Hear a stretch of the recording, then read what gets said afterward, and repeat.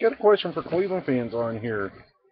I know all of you are pissed off Modell moved the Browns to Baltimore, but have any of you ever seen the one ESPN show they had on? Top 5 reasons you can't blame Art Modell for moving the Browns to Cleveland. They talked about that, and a lot of the arguments they made were real or were right.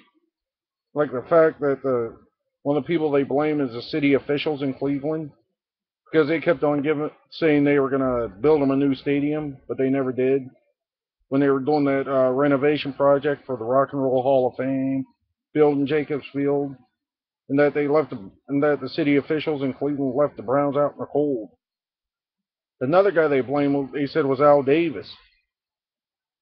The reason why for that, because he's the one that started all that shit with moving teams in the middle of the night with Baltimore moving to Indy and Al Davis moving the Raiders out of Oakland and Indian to L.A.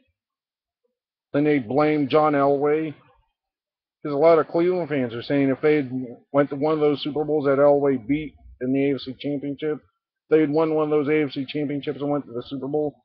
Modell probably would have had enough money to build a new stadium. I think another one they blamed was the Rock and Roll Hall of Fame itself, because they could have stopped.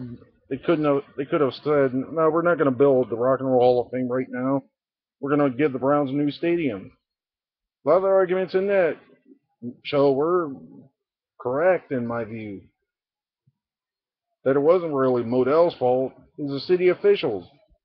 And another thing Cleveland fans forget is that Al Lerner was one of the reasons that Cleveland left Baltimore in the first place, or Cleveland left in the first place for Baltimore, because he was the one that introduced Modell to the city officials in Baltimore.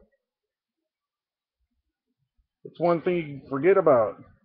Your former owner, Al Lerner, the late Al Lerner, was the one that caused basically the Browns to move.